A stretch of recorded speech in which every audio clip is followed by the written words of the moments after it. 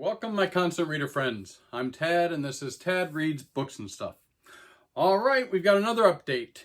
Yes, I finally finished another book, and that would be Station 11. Yep, I finished Station 11.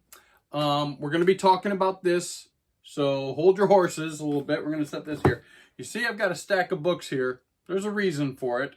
I didn't read all of them, of course. Well, I have, but not recently. Anyways, still reading Lonesome Dove. Haven't moved on it, but this will be what I finish in December. Lonesome Dove, again, I'm about halfway through, about 400 pages through. We'll finish that for December. Also, I'm continuing with the read along Harrow County, Omnibus 1. This is the marvelous team up that I do with Grozz every 2 weeks.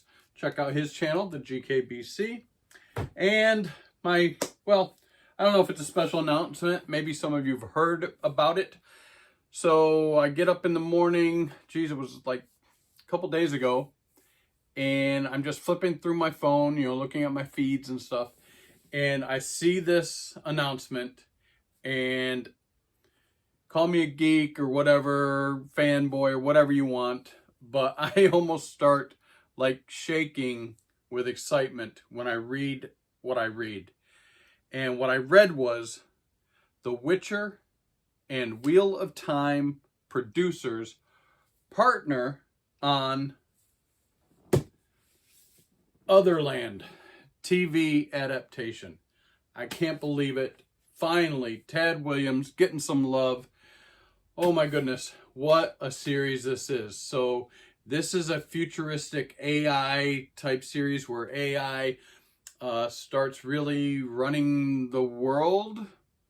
Can you go in the AI? Can you download your being, your thoughts, everything into the computer and maybe live forever?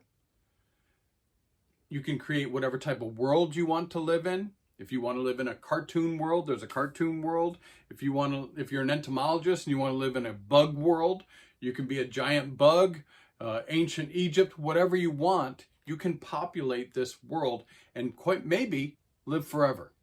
But as with everything, there are some nefarious people manipulating this or wanting, of course, the top 1%, the rich people in the world. This is Otherland by Tad Williams. I love Tad Williams. I'm sure a lot of people, were chomping at the bit for him to have, a Dragonbone Chair series, some type of high fantasy series for his Austin Ard series that he's written. Second half, 3-4 books in the series I'm going to be reading finally next year after January. Big books. He loves big books. But anyways, this series, I'm just going to show it off. Here's Otherland. This is book 1. And then book 2 is River of Blue Fire by Tad Williams. Here he is on the back here. Looks a little bit like me. Who knows? Book 3, Mountain of Black Glass. These are beautiful books. Amazing books. And book 4, Sea of Silver Light. Oh my gosh, what a series this is. I'm so excited. Who knows when it's going to be, when it's going to come out. What kind of adaptation is it going to be? I'm nervous because Wheel of Time has been kind of iffy. Witcher has been kind of iffy, although I like the production values of them much better than one of my other favorite authors, as you know, Terry Brooks, when they finally gave him a series, and it started with the Elfstones of Shannara, and then they freaking put it on MTV, and it just 2 seasons.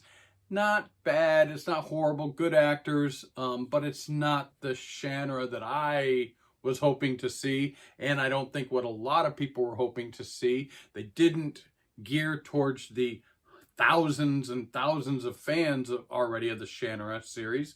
They went for trying to get new fans, young fans on MTV, and it just was a flop. It didn't go anywhere. I hope they don't do this with the Otherland. Because man, it deserves something really great. So I was excited about that. I had to talk about that. If you haven't heard about that or you haven't read the Other Land series by Tad Williams. What are you doing? You got to read it. It's awesome. If you have read it, please give me some comments. Let me know what you think. If you're excited about this new TV series that will be coming out, hopefully someday. Who knows? All right, let's go on to Station 11. All right, so Station 11 by Emily St. John Mandel. This was originally published in September of 2014. My version, this hardback version, has 333 pages, and on Goodreads, it has a 4.07 rating.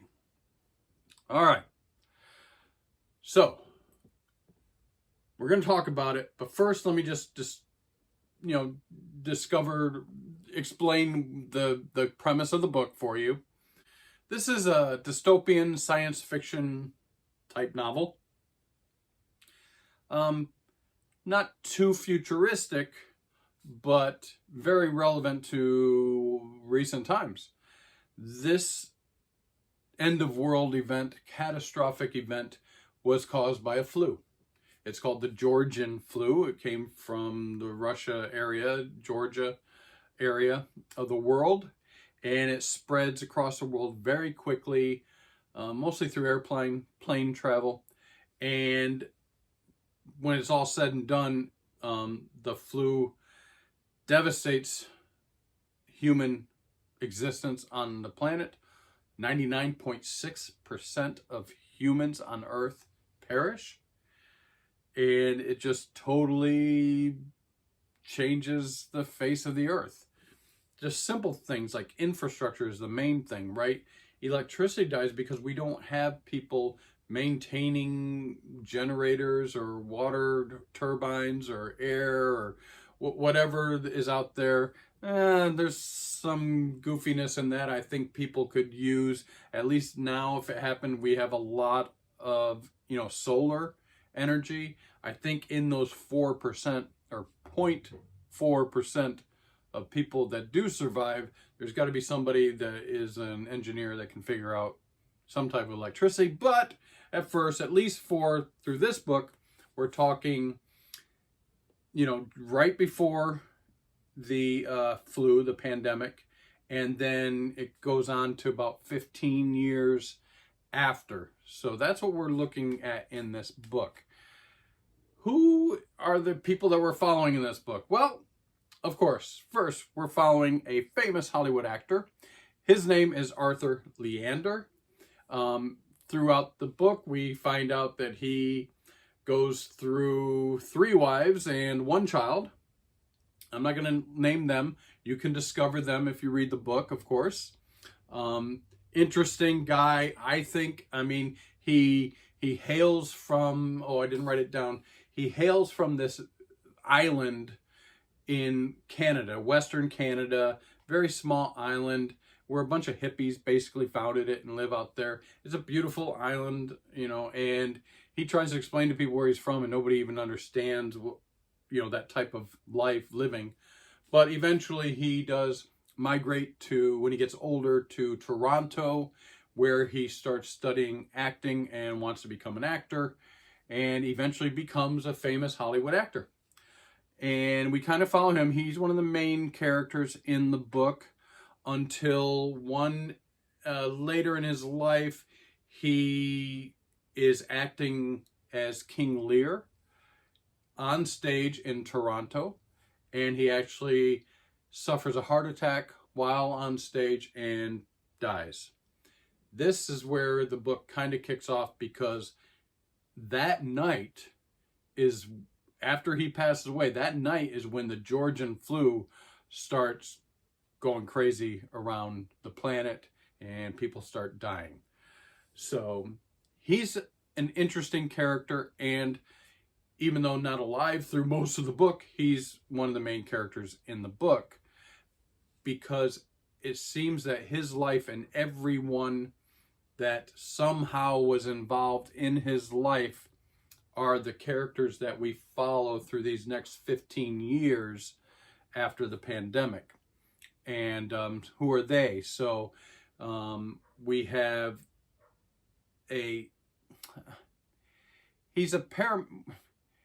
so Jeevan, his name's Jeevan Chaudhry.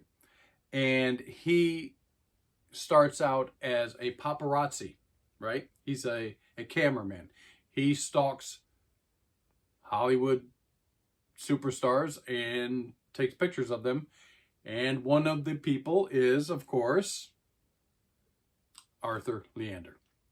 So we see him actually before, when Arthur's a little bit younger, Jeevan's younger, and that's what he's doing for a living. So there's some interaction there.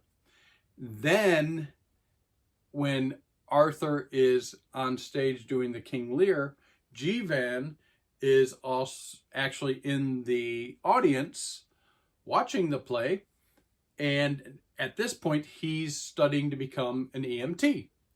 And when Arthur suffers his heart attack on stage, Jeevan recognizes it immediately, jumps up on stage, starts CPR, tries to save his life. So now Jeevan's even more embroiled into Arthur's world, his realm.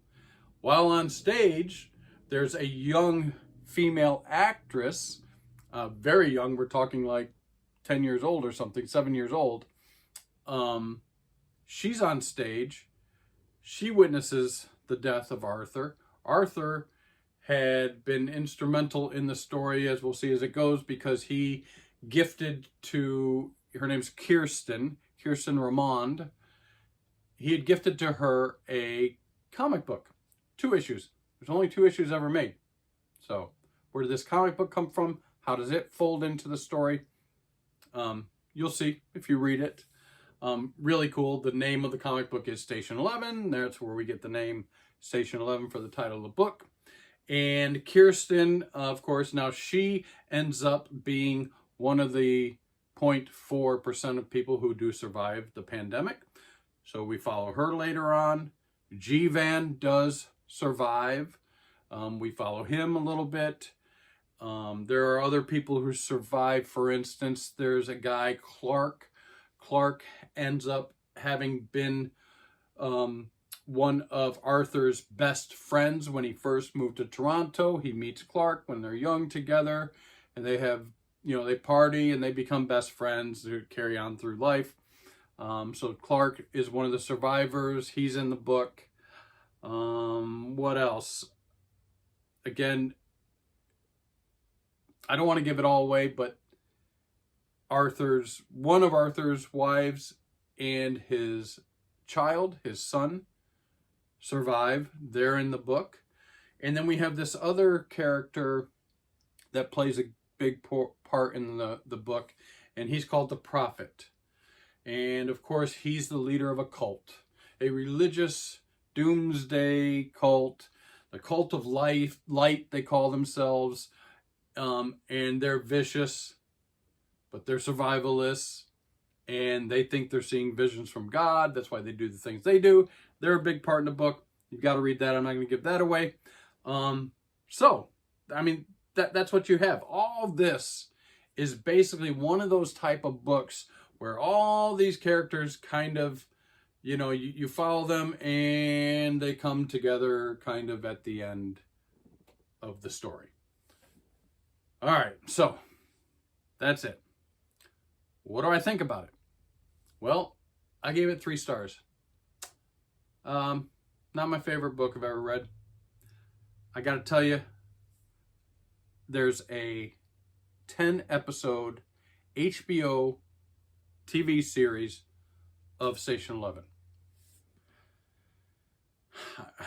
I would normally not say something like this, but I'm going to say, don't read this book.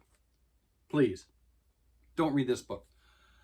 This book, I did a search. I was doing a search a while back on, best sci-fi novels of all time. This book is often on just about any, best 100 science fiction novels of all time lists I've read. This book is on it, almost always. So that intrigued me. Watching the television series, I had heard some good things about it. I started watching the television series. That's what I'm going to suggest. Watch the television series. Don't read this book. Watch the television series because it's awesome. It starts out slow, just like this book. The book starts off really slow. well, we'll talk about, well, let's be honest, the whole book is slow. But the television series starts out slow and just builds and picks up and picks up. It follows Jeevan a lot more. It does deviate from the book quite a bit, even though the characters are there in the TV series. The basic premise of Arthur Leander is there. Of course, the comic book, Station 11, is there. But following in this TV series, the different characters, it's much more fleshed out. It's much more story told around them. Jeevan ends up being a much bigger character in the TV series than in the book. I luckily watched the TV series first before I read the book. And then, of course, just read the book. I want you to do the same thing. Watch the TV series. The TV series really is sublime. It's really, it's one of those things that makes you think. And it's awesome. Please watch the TV series first. If that gives you the if that makes you want to read the book, then go read the book. All right? I think that's the way to go. Usually TV series aren't as good as the books. Almost never. TV series is miles better than this book. This book is boring, and even though it's only 333 pages, a small book, it took me a bit to get through because it's so dull. It's boring. I can see, as I'm reading it, I can see the TV series, and it's kind of just disappointing. The author, I don't know, I didn't jive with the author. She tells the story, it's all over the place. It's not linear, it goes back in time and jumps ahead and goes over here. And if you're one of those readers that doesn't like that, you're not going to like this. It's all over the place. The character development is thin at best. Cardboard characters, they're almost, I don't want to say they're the same, but she does not develop the characters hardly at all, other than maybe Arthur a little bit. It's disappointing. It could be so much better, like the TV series. I don't like, I gave it 3 stars because it's okay. It's not horrible, but I see this oftentimes, these books on these best 100, whatever, sci-fi, fantasy, horror of all time. And then I read them and I'm just like, what? Did I miss something? Did I read this at the wrong time? Should I not have watched the TV series? I'm just afraid that if you read the book first, you're not even going to try the TV series because it's kind of boring. I think I did this as a buddy read with Grozz. I don't think Grozz enjoyed it that much. He basically hardly said anything about it. I understand, Grozz. I don't know, it's boring. I'm so sad too, because I had such high hopes for it and I've been wanting to read it for so long. That's all. I'm not going to bash it. I'm not going to say any more about it, but the TV series was excellent. And I really think that's the way to go. Watch the TV series. Then if you're interested, read the book. And then tell me what you think about the book. If you have watched the TV series or read the book, please let me know in the comments. I love the comments. So, as usual, if you found any entertaining value in this video, please like, subscribe, leave me comments. And until next time, peace out.